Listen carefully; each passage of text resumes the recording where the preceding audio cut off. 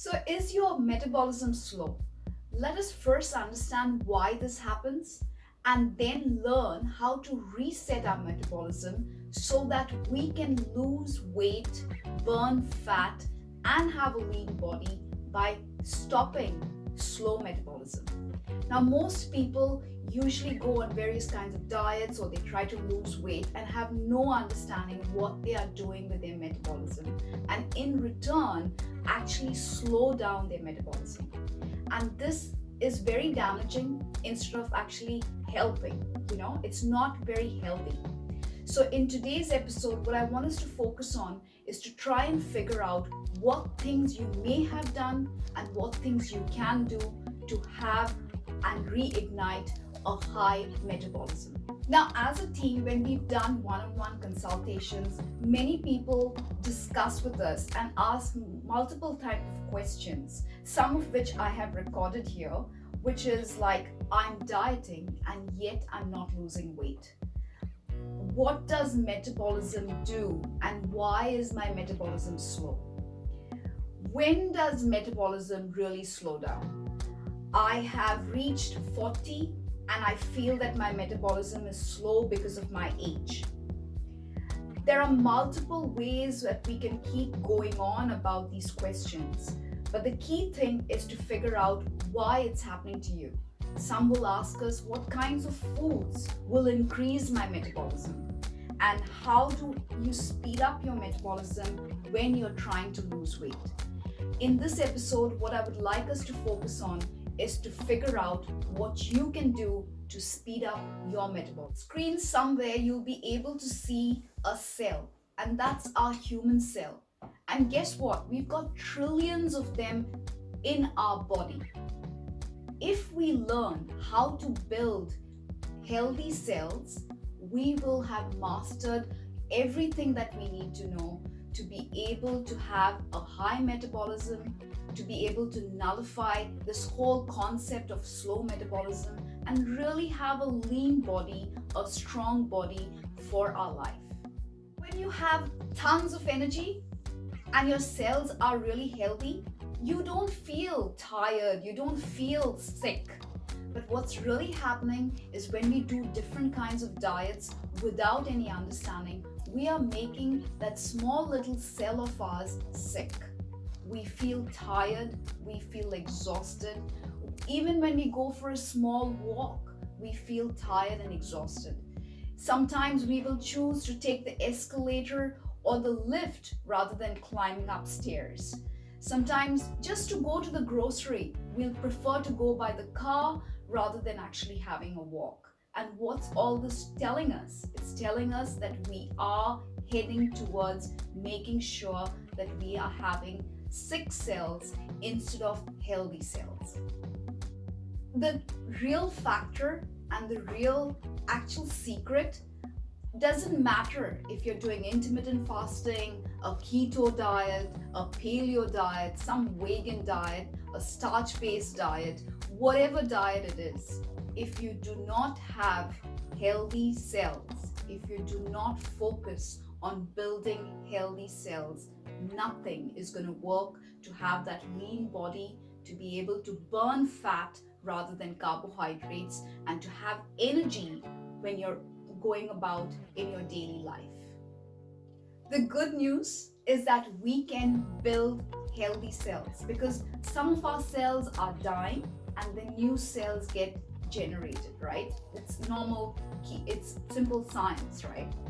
Now, the first thing, before we can talk about healthy cells, we first need to figure out why are our cells falling sick? Why are they actually sick? That's what we'll cover first, and then we'll figure out how to build healthy cells. So now, when we look at our cell, if you see the outer layer of your cell, it is a thin membrane, okay? And this membrane is like a filter. It's like, when you're sieving something, all the water drains. So those small pores is what this cell membrane is. And they are called like receptors. Now, these receptors are like these pores that allow nutrients to get into the cell and nutrients to get out of the cell. it's really important that these receptors do not get blocked. But when our cells are falling sick, this is exactly what happens to the receptors. They get blocked. So what do these receptors do? They allow nutrition, right? So things like your thyroid hormones, your glucose, and many other things get into your cell so that things can start moving. Now, the reason these receptors get blocked are for multiple factors. Sometimes it is the pesticides in our food, the high processed foods that we eat when we use tin cans or something from a plastic bag or these ready-made meals. We also get these receptors blocked when we cook with different kinds of oils, okay? So these oils become like trans fat and they block our receptors. We also have problems when we use simple plastic boxes, or even if you're drinking water in a plastic bottle which is not BPA free. Then you can also have problems when you are keeping on reheating your food in a microwave. You can have problems because there are lots of heavy metals that we consume. Maybe like, you've just bought fish from the supermarket and that fish has been, in some kind of an ocean, and it has been full of like lead, mercury and stuff like that, and that's going into our body. Some of the supplementation that we see in the supermarkets might not be the right supplementation, and that's creating problems and it's blocking everything from those receptors for anything to get into our cells. Then you have things like if you're using some skincare, it might have toxins, it might have chemicals, and those things are penetrating into our cells. So there's a lot happening, and we need to figure out what we need to do on a day-to-day basis to have a simple routine that's going to help our cells to be more healthy. So it's really important that we now approach weight loss, having this lean body, being able to lose and burn fat in a completely different way, rather than doing it the traditional way by just eating something, just trying to deny ourselves of real foods and trying to have different kinds of shakes, trying to put in different kinds of supplements with no understanding. Now, if you like what you are seeing right now, and if you are in New Zealand or Australia, then we do have one-on-one free sessions where we help people to figure out what their current lifestyle is, what diets they are really having or in terms of food, and try to personalize it so that it helps them to have a much more healthier lifestyle. If you are not in New Zealand or Australia, please do not worry, because at least you can actually take these small tips and implement it in your life. We are aiming to go a little bit global, but for now it's within New Zealand and Australia. If you are in these countries, then we do have like a form in the description box, either on YouTube or on Facebook, where you can register with your name, your phone number and your email address, and one of us will give you a call for a free one-on-one session. So with that, let's get started. Now, to unblock your receptors, the first step in the process is to simplify your foods. So have your healthy carbs, but make sure they're just purely vegetables, fruits, legumes, beans, different kinds of dals. Stop eating, at least for the first 4 weeks, stop with high carbs, okay? That is like your rotis, your bread, your pasta, your rice. Just try to nullify that from the system for just 4 weeks. That's the first step in the process, to be able to allow the body to start healing. That allows the pancreas to put in the right amount of insulin rather than having a surge of insulin into your body. Now, once you have figured out your diets for the first 4 weeks, the second step in the process is to make sure you do not fry your foods. And stop trying to use oil, because you can actually cook food without oil. There are lots of recipes out there that teach you, even if it is like an Indian meal, you can cook without oil. A lot of people use things like sunflower oil, all the cheap oils in the supermarket. That is really damaging your cell. If you have to, for whatever reason, you want to cook with a little bit of oil, then what I would recommend is to remove that sunflower oil from your kitchen and instead replace it with oils such as, you can see, like a rice bran oil. Okay, now rice bran oil has a high heating point. If rice bran is too expensive, then maybe you could get like a coconut oil. But you've got to make sure that your coconut oil is organic. It is in an actual bottle, not those things that you just see in, like especially in Indian shops, you get different kinds of coconut oils. Make sure it is organic and it's extra virgin coconut oil. Just use a little bit of the coconut oil. Another thing to be aware of is like, you cannot use extra virgin olive oil in your cooking. It is a cold press oil and it does not actually take good care when it comes to heating. If you see in the Mediterranean recipes, most of them will use the oil on their salads, or they will dip their breads in oil, but it's never to heat the oil. So please make sure that you do not use olive oil for cooking or frying your foods. I had a client who told me, oh, we have got a huge stock of oil. I cannot throw this oil now because I got it on special sunflower oil. And I was like, please, that amount of oil is actually damaging your cells. And in turn, that's the reason why you've got a high diabetes, So stop trying to make excuses in your mind of how you need to budget for your food, because that's the most important thing.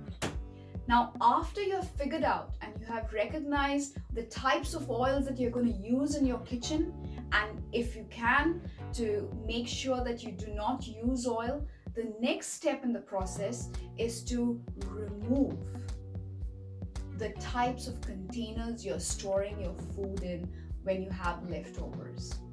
Don't just take a cheap plastic box and put your stuff in and think it's going to be all okay, because those plastics leave toxins. If you need to store your food, then use different kinds of plastic containers that are there, or especially if you can, use glass containers. So there are different kinds of plastic containers that you can find which are BPA free, and I'll show you some of it. Like this one, I've got, a friend gave it to me, and it is a really good plastic container which is BPA free. I usually also store things in a glass container because that's more safe. If you've got used bottles like your jam bottles which are made of glass, put the food in those bottles. What's stopping you from using just normal simple stuff, rather than making sure that you're increasing toxins in your body? The next step in the process is when you are trying to heat up your foods. Try to heat up your foods in a pot on a stove rather than having to put it into the microwave. But if you are fighting for time and you need to warm your food in the microwave, and if you're clean conscious, where you do not want your food to be spluttering around in the microwave, then the cover for the microwave, make sure again it is BPA free. And I found something really simple. It's not that expensive, and you can actually find it either on Amazon or if you in your local store. Just make sure it is BPA free. So until now, we have covered to make sure for the first 4 weeks we have healthy carbs which have no rice, no pasta, no breads, no rotis, just fresh vegetables, legumes or beans to be able to fill you up, good sources of meat if you want to go down the meat track, The second step in the process is to make sure that we remove those oils that are cheap and it's not serving us, but instead use good healthy oils in our food when we are trying to fry or to heat the oil. Make sure we do not use olive oil to heat the food or to fry things with olive oil. Okay. The third step in the process was about making sure we have BPA free containers or glass containers. Now the fourth step in the process, and it's a very, very crucial step, and that step is to remove junk food from your system, high processed foods from your system. Make sure you're eating real foods. Even if you go to a fast food joint, try to get a salad, try to get something healthy. Do not go for those packet foods in the supermarket, which are in those cold shelves where you draw that shelf and you take out a nice pizza box and think that that is food. Do not go and get a ready-made packet of like an Indian meal because it's got like, I don't know, some chicken tikka in it. Do not, because they've got high preservatives, there's high sodium, and it's not enabling your body. Now, once we have recognized how we are going to heal that thin membrane, which is our receptors, which allow different kinds of nutrients to get into our cell, the next phase is to be able to heal the powerhouse of our cell, which is the mitochondria. And to kickstart the mitochondria and to make it healthy, we have to train our body to get into something called ketosis. And I'll go through what ketosis is in a minute. So ketosis is a process where the body starts burning fat because it does not have enough carbohydrates. Remember, in the first 4 weeks, we're going to have healthy carbs and not overload ourselves with carbs. This is the time where the body starts recognizing it needs to burn fat rather than burn carbohydrates. And when ketosis kicks in, our liver starts producing a thing called ketones. And these ketones then go into our cell through the receptors being unblocked now to be able to heal the cell. And that's where mitochondria starts the healing process. So how do we trigger ketosis? It's really simple and you don't have to complicate it, okay? Just in your mind, know that when you wake up in the morning, you're just gonna have 3 meals in the whole day. These 3 meals can be healthy meals, okay? You can be full rather than have small bit-sized meals, 6 meals in a day. This is all a big lie that we have to keep on feeding our body every 2 hours. Now, the reason we want to have 3 meals is to make sure that our body is training itself that it's going to do its work in intervals of time. So from your last meal in the night to the first meal in the morning, you need to keep like a 12-hour gap window. Many people call this like intermittent fasting and they go through like 12 hours of fasting. Some people go through 24 hours of fasting. Some people even go beyond that. But we don't want to overdo it. We just want to stay with the basics. So initially, just keep in mind 12 hours. Later on, if you can move it to the sweet spot, which is 16 hours. Now, when you wake up in the morning and you have your healthy breakfast, make sure, again, we are not using huge carb loading kinds of things like wheat bix or muesli. Instead, we're having healthy carbs or healthy proteins as our first meal. Then we have our lunch, and during the lunchtime, here you can have some extra carbs because we still have time to be able to do our walking, do our roundabout exercises and so forth. And then in the night, have a lighter meal before you go to bed so that you can have 12 hours of gap before you can have your first meal. Doing this process of having just 3 meals and having that gap hour of window, you are training your mind and your body to recognize that it needs to start burning fat. You know, all your cravings, like you might get initially, you might feel really hungry, you might feel like, you're getting stomach cramps, you might feel like you're getting a headache. All this is going to happen because the body is trying to adjust. It's trying to reset. Okay, if you feel like you're feeling your energy is low, or you're feeling stomach cramps, just have a warm glass of water. Maybe you could put some lemon and a little bit of salt, make it into a nice drink and have it. But keep that, keep a distance between your breakfast, lunch and dinner and the 12-hour gap. Finally, the last step in the process is to have some kind of exercise. Now, if you're starting new and you have not exercised before, you've not been to the gym, you're not a very active person, the only thing that you need to focus on is low intensity exercise like walking. That doesn't mean that you walk for 10 minutes and think you've done something great. You haven't. You have to do something which at least is 25 minutes and beyond. 10,000 steps is what you need as a basic from an exercise point of view. Do not go into high intensity exercise. Do not go for CrossFit and go for heavy lifting, weights and so forth, especially if you have not been an active person. And I've actually done a video in the past where we speak about how you can choose the cardio to be able to burn the fat that you require in a healthy way. So somewhere in the description box below, I will put a link to that particular video. Now, if you have enjoyed what we have shared today, what I would love for you to do is tell me one insight and one action that you're going to take after finishing watching this video in the comments below.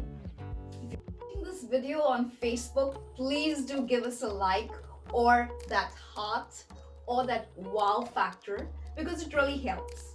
If you are watching this on YouTube, please do subscribe to our channel and click that notification bell so that you can get an update or a notification as soon as we upload a new video. Also, as a request, I urge you to please share this video with your friends and family members who might benefit from it, because by you sharing, you're helping me to be able to reach out to other people who might be also looking for such information. For now, that's all I have for you. I hope you enjoyed this episode as much as I've enjoyed making it. I'd also like to thank my team for helping me to create these videos, even though we have a basic setup. And I look forward to seeing you in our next video. Love you all the way from New Zealand. Take care.